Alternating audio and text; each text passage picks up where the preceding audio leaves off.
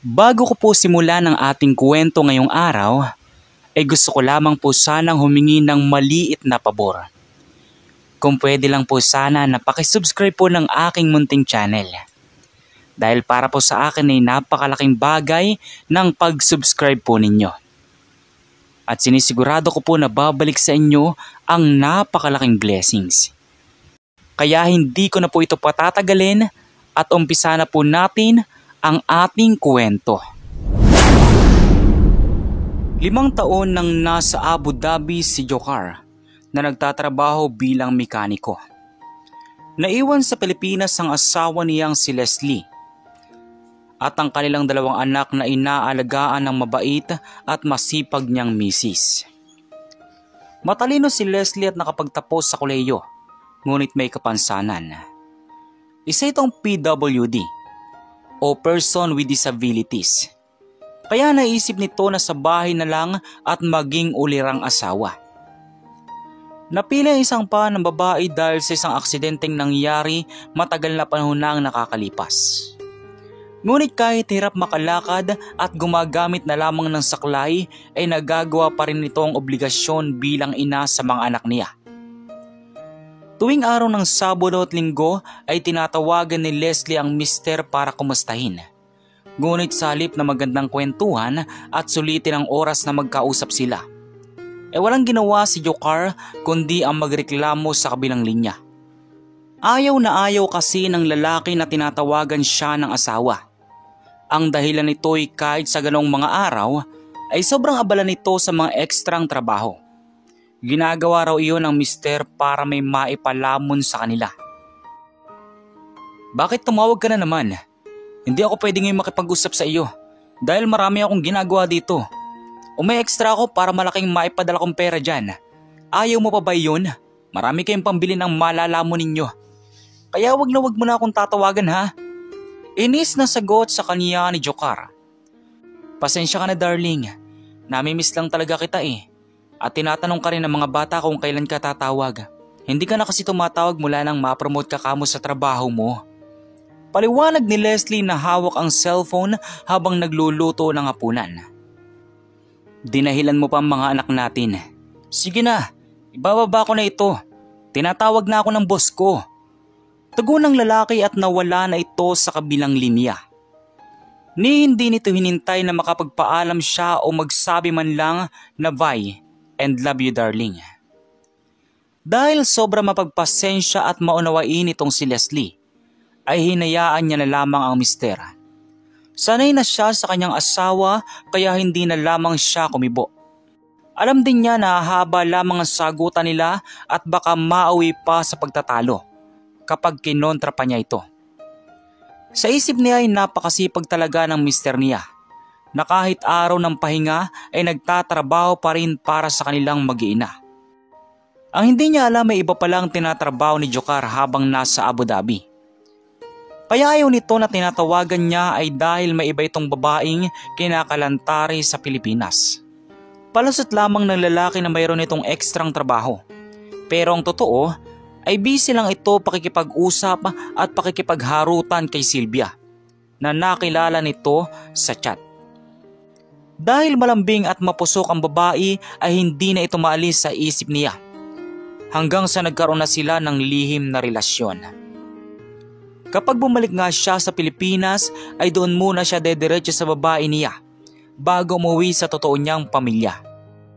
Wala rin kaalam-alam ang asawang si Leslie na napupunta sa kabit niya ang malaking porsyento ng kinikita niya sa Abu Dhabi. Babe, kamusta ka? Gustong-gusto na kitang makita ng personal para alam mo na. Malambing na bati ni Jocar sa babae habang nakikipag-video call. Ayos lang babe. Ito, gustong-gusto na rin kitang makita. Kailan ka ba uwi dito sa Pilipinas? Malandi namang sagot ng babae. Ang totoo ay sa susunod na linggo ng balik ko dyan. Hindi alam ng pilantod kong asawa ang pagbalik ko sa Pinas. Siyempre, sa iyo muna ako bago ako uwi sa kanya. Sabi niya pa rito. Humagikik naman si Sylvia at nilandi-landi siya. Talaga? Ihintayin kita babe. Kabisado mo nang ibinigay kong address? Doon mo ako pupuntahan na. Baka kasi malaman din ng jowa ko na nagkikita tayo. Kaya dun tayo sa bakanting bahay ng tiyuhin ko sa Sampaloc. Huwag mong kakalimutan ang mga pasalubong ko, lalo na yung imported na pabango ha. At yung ipinangako mong mamahaling singsing at ikaw. Excited na ako sa pagdating mo. Lalo na ito. Excited na rin. Wika ng babae na tumayo sa kinauupuan at biglang hinubad ang suot na pang-ibabang saplot at ipinakita ang kasilanan nito sa kanya. Pinamulahanan ng pisngi si Jukar at nakaramdam ng pag-iinit sa ginagawa ng babae. Tigilan mo nga yan, babe. Ireserba mo yan pagdating ko. Tsak na naman lalaspag ka sa akin. Sagot niya sabay pahid ng pawis sa noo dahil sa nakita. Humalakak naman ang babae. Sabi mo yan ha, kapag narito ka na ay magsama na tayo at iwan mo nang walang silbi mong asawa. Aanin mo ang pilay mong misis, hindi ka na niya mapapaligaya sa kama. Kaya layasan mo ng babaeng yun. Sa piling ko ay para kang tumama sa loto.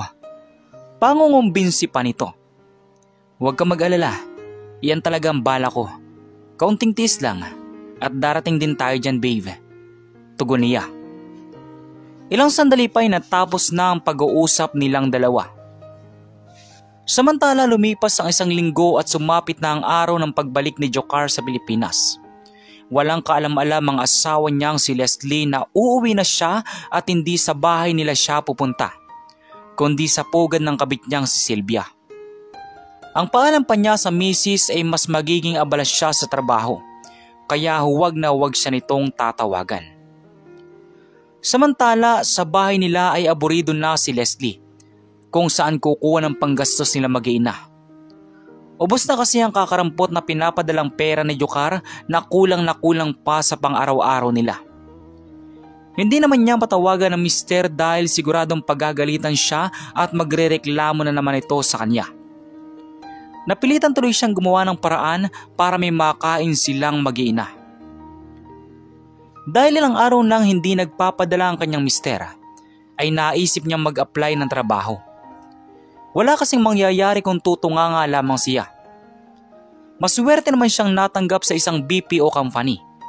Work from home siya roon kaya hindi na niya kailangang umalis ng bahay at iwan ang mga anak.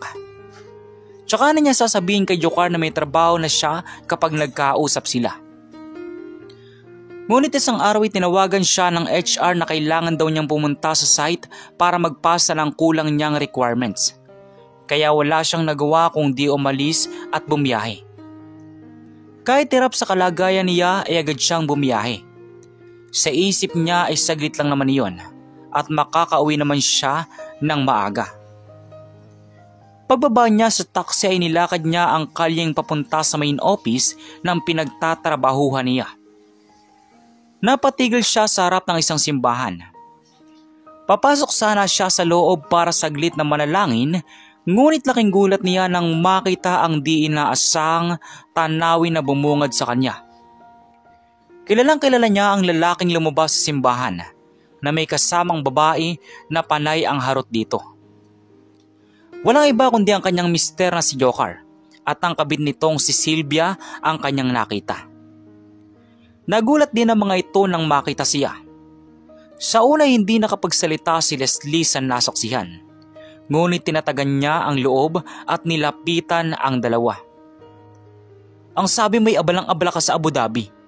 Iyon pala ay ibang pinagkakaabalahan mo. At nakabalik ka na pala. Hindi ka man lang nagpasabi. Kaya pala ayaw mong tumawag ako sa iyo ay dahil narito ka na at may ibang kinukutingting. Galit na sambit ni Leslie. Hindi nakasagot ang asawa niya pero si Sylvia ay tinaasan lang siya ng kilay. Tiningnan pa siya nito mula ulo hanggang paa at matapang siyang hinarap. Ito bang asawa mo, babe? Wala nga talagang kwenta ito. Pilay na nga, hindi pa kagandahan. Di hamak na mas bata, maganda, sariwa at normal ako kumpara sa babaeng ito. Natatawang sabi naman ng babae na dinuduro-duro pa siya. Hindi napigilan ni Leslie na pagsalitaan ang karibal sa asawa. Kahit anong sabihin mo, kabit ka pa rin. Hindi na kayo nahiya. Pumasok pa kayo sa bahay ng Diyos. Nagtatampisaw naman kayo sa kasalanan. Matapang na sabi niya. Tila na-imbyerna na sa kanya ang babae at bigla siya nitong sinampal sa harap ng kanyang mister na muntik na niyang ikabuwal. Mabuti na lang at matibay ang pagkakatindig niya sa kinatatayuan at hindi niya hinayaan ang sarili na tumba. Sa ginawa ng kabit ay hindi pa rin kumikilos at nagsasalita si Jokar. Yan ang bagay sa iyo, pilantod. Wag na wag mo ulit akong pagsasalita ng ganoon dahil hindi lang yan ang aabutin mo sa akin. Galit na wika ng babae. Kahit napahiya ay bumuntong hininga na lamang si Leslie at pilit na pinipigilan ang sarili. Hindi kasi siya sanay sa away, kaya mas minabuti niya na lamang na kumalma at magtimpi. Ngunit hindi niya hayaan na ganoon na lamang ang sapitin niya. Bubueltahan niya ang babae sa ibang paraan. Tapos ka na. Alam mo, hindi kita papatulan dahil may pinag-aralan akong tao. Di gaya mo, asal kalye. Oo, nasaktan mo ako ngayon. Nagtagumpay ka sa pagkakataong ito. Pero tandaan mo na ang karma ay hindi lang digital, kundi parang sinihan din na coming soon. Kaya antayin mo na lang. Ang Diyos nang bahala sa inyo ng mister ko. Sabi niya pa sabay tumalikod sa mga ito. Narinig niya pinagmumura pa siya ng babae pero di pa niya ito pinansin. Tuloy-tuloy lang siya sa paglalakad kahit hirap sa saklay na dala. Wala siyang ginawa kundi ang umiyak habang palayo sa lugar na iyon. Dahil sa nangyari ay mas lalo siyang nagpursige sa buhay. Hiniwalayan na niya ang mister at hinayaan na ito sa kabit nito. Lalo niyang pinaghusay ang trabaho hanggang sa maikling panahon lang ay napromote agad siya at nakaipon. Makalipas ang 2 taon ay nakapagpundar na siya ng bahay at lupa at nakapagbukas ng maliit na negosyo na di nagtagal ay lumago at nakilala sa buong bansa. Kahit nagtatrabaho ay sinasabay niya ang pagninegosyo na nagbibigay sa kanya ng mas malaking kita at magandang buhay sa kanilang mag-iina. Isang araw ay napadaan ulit siya sa simbahan kung saan niya natuklasan na may ibang babae ang dati niyang asawa. Sinubukan niyang pumasok sa loob ngunit sa labas niyon ay napansin niya ang 2 pamilyar na muka. Nagbebenta ng mga kandila at basa ng lalaki at babae sa gilid ng simbahan. Hindi niya inasahan na sa ganong eksena niya makikita ang dati niyang mister na si Jokar at ang kabit nitong si Sylvia. Marami ang kasuotan ng 2. Halatang hirap na hirap sa buhay. Nang makita siya ng mga ito ay parehong tumungo ang 2 at hiyang-hiya sa kinasapitan ng mga ito. Lumapit si Leslie sa kinaroroonan ng 2. Jokar? Tanong niya. Nahihiya itong tumango. Ang babae naman na kasama nito na dati ay ubod ng tapang ay hindi na din makatingin sa kanya ngayon ng diretsyo. Anong nangyari sa inyo? Bakit kayo narito? Naaawang sabi niya. Hindi na ako nakabalik sa Abu Dhabi. Nagkasakit ako ng TB, kaya hindi na ako tinanggap ng employer ko. Naubos din ang ipon ko sa pagpapagamot. Hanggang ngayon ay naggagamot pa rin ako. Mula noon ay hirap na ako makahanap ng magandang trabaho. Kaya nauwi na lamang sa pagtitinda sa labas itong simbahan ang ikinabubuhay namin ni Sylvia. Nang malaman ng boyfriend niya na may relasyon kami, ay pinabugbog siya nito at nakunan. Sinuyong palad na mabuhay ang una sana naming anak. Ang sabi ng doktor, dahil sa nangyari hindi na siya maaaring magkaanak pa. Pinalayas at itinakwil na rin siya ng kanyang pamilya. Nang malaman ng mga ito na, kumabit siya sa may asawa. Ito na yatang sinasabi mong karma namin. Nahihiyang pag-amin ng lalaki. Nakakaunawang napatangunan lamang si Leslie. Hindi niya naiwasang malungkot sa kinahantungan ng 2. Napansin naman niya na naluluha ng babaeng katabi ni Jokar na kinakain ng konsensya ang sarili sa mga ginawa nito sa kanya noon. Binuksan ni Leslie ang bag niya at kumuha roon ng tseke. Sinulatan niya iyon ng malaking halaga at iniabot kay Jokar. Kulang pa ang naranasan niyo ngayon sa sakit na nararamdaman ko noon. Pero tapos na iyon. Sino ba naman ako para hindi magpatawad? Kaya tanggapin ninyo yan. Ngayon kayo naman na naghihirap, ay hayaan nyo na tulungan ko kayo. Malaki magagawa ng halagang yan upang kayo makapagbagong buhay. Sabi niya at tumalikod kaagad. Naiwan ang dalawa na lumuluha sa labis na pagsisisi. Sinampal sila ng realisasyon na ang inapi nila noon ang siyang nakakaangat ngayon, na nagbigay pa ng tulong sa kabila ng kanilang mga naging kasalanan. Sadyang mabuting tao si Leslie na mas pinili ang magpatawad kaysa sa gumanti. Kaya tinatamasa niya ngayon ang swerte sa buhay na nararapat lamang sa katulad niyang malinis ang kalooban. Kayo, ano pong masasabi niyo sa maigsing kwento natin ngayon at kung anong mga aral po ang mga natutunan ninyo?